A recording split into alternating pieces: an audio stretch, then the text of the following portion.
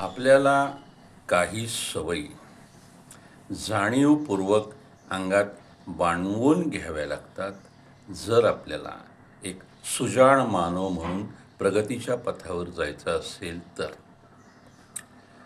प्रत्येक घटनेमध्ये, प्रत्येक गोष्टीमध्ये अनेक पैलू असतात.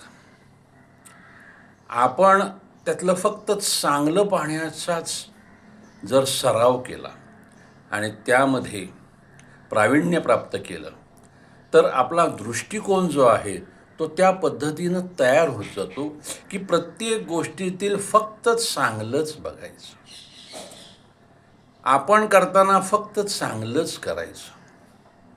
अशा पद्धतीचा जर दृष्टिकोन तयार झाला तर आपलं सकल व्यक्तिमत्व हे सकारात्मक होऊन जातं आणि विलक्षण असं एनर्जी रेडिएट करणारं होऊन